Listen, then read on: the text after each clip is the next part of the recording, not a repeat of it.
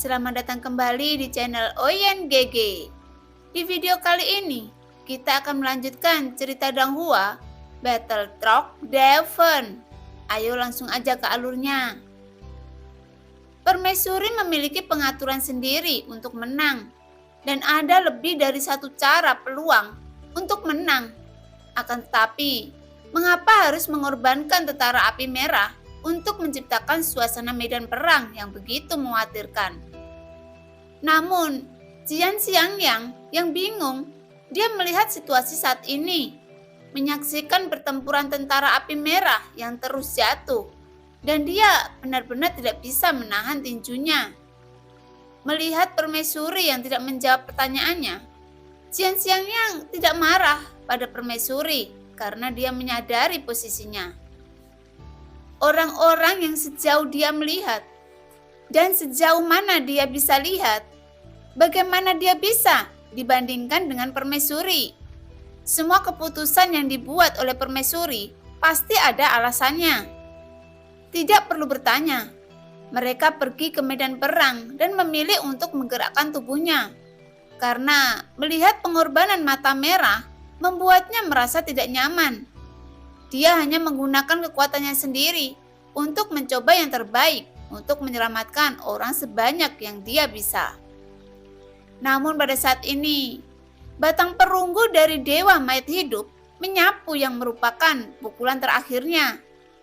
Tidak mengherankan di bawah batang perunggunya menghantam ke arah prajurit Taisu, tepat pada kristal merah pada baju besi dewa palsunya.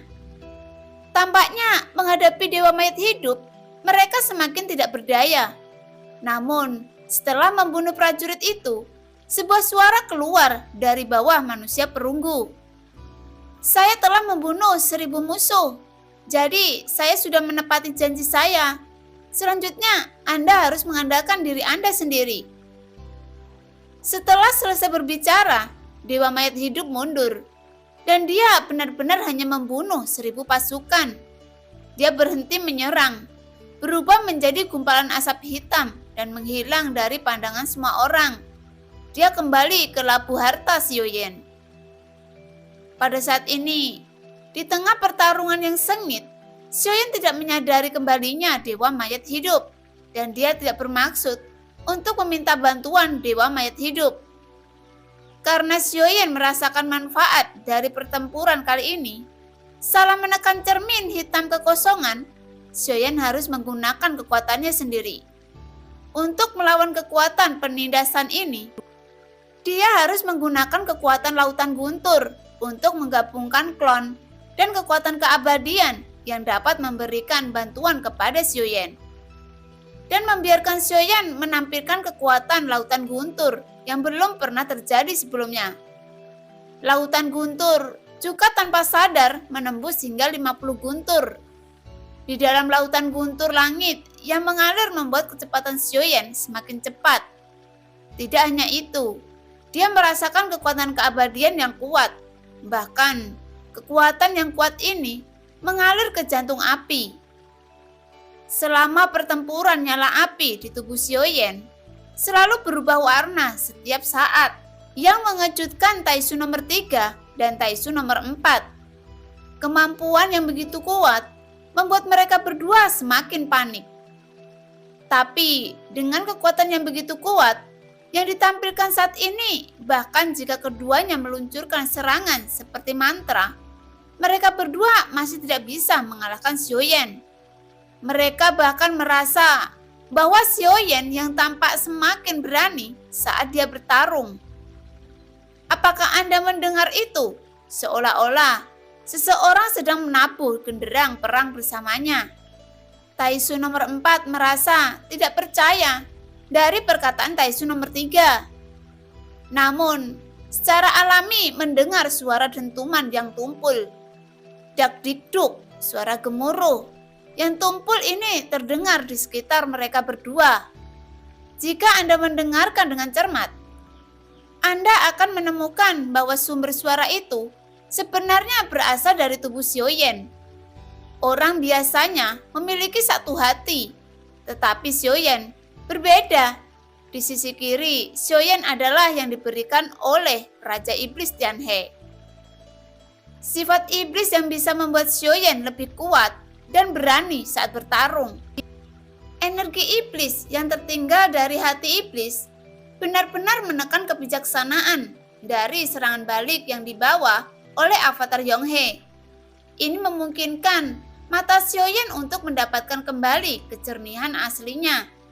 Dan setelah kekuatan yang lebih kuat dapat dikendalikan, kekuatannya secara alami akan berlipat ganda. Taisu nomor 3 dan Taisu nomor 4 tidak hanya tidak dapat membunuh Xiaoyan, karena menghadapi Xiaoyan yang menjadi semakin kuat saat dia bertarung di medan perang, mereka berdua sudah tidak dapat mengikuti karena kurangnya kekuatan abadi mereka. Apalagi menghadapi serangan Xiaoyan. Sebaliknya, sekarang lebih tentang melawan serangan dan keabadian. Setelah menahan konsumsi keabadian yang tak terhitung jumlahnya, pedang penghancur kekosongan di tangan Taisu nomor 3 mengandung kekuatan abadi yang agung.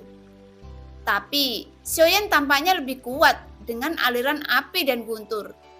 Diayunkan dengan satu kaki dan pedang penghancur kekosongan kewalahan dan hancur dengan suara keras meledak. Dan pedang penghancur kekosongan tidak berhenti, tetapi jatuh di dada Taisu nomor 3. Setelah suara teredam menyebar, Taisu nomor 3 tertembak mundur lagi. Kekuatan kaki ini terlihat dari postur tubuh Taisu nomor 3 yang tertembak dan tidak terkendali, pasti mengalami trauma.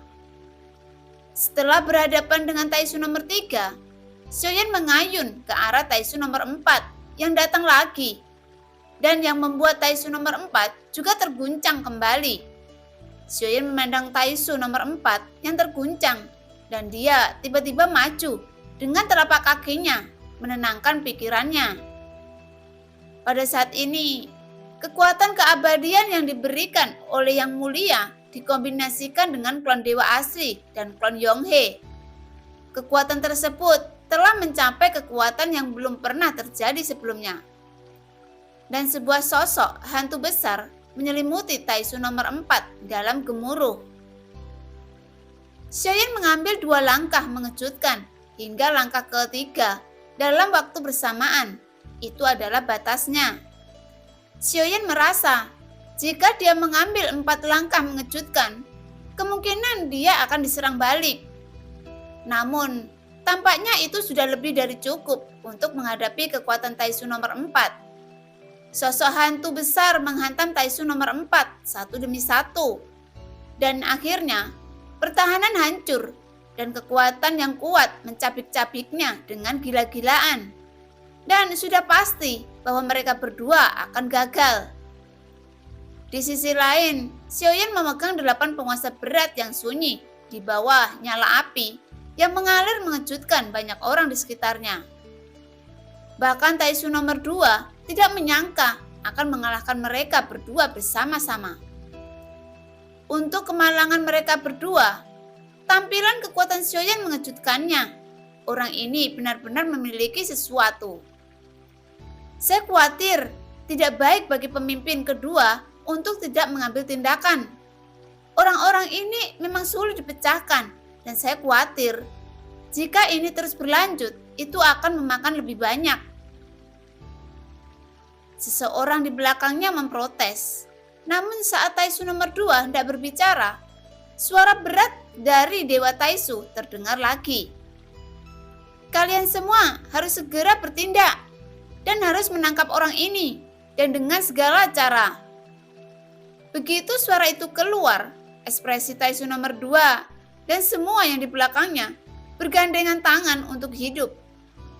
Semua orang di area sarang Taisu bersiap, dan Taisu nomor 2 menatap Xiaoyan. Bahkan Dewa Mayat Hidup tidak menarik perhatian Dewa Taisu. Sebaliknya, Xiaoyan tampaknya telah menyentuh garis bawah Taisu yang sebenarnya. Dia harus ditangkap, dan jika bisa, dia harus dibunuh. Semua pasukan Taisu dalam sarang Taisu dengan cepat berkumpul, dan ada perubahan langsung di medan perang. berkumpul menjadi pasukan ribuan orang. Pada saat yang sama, lebih dari selusin orang dari sarang Dewa Taisu itu bergegas keluar bersama. Namun, ketika Permaisuri melihat itu, sudut mulut Permaisuri terangkat dan dia tersenyum.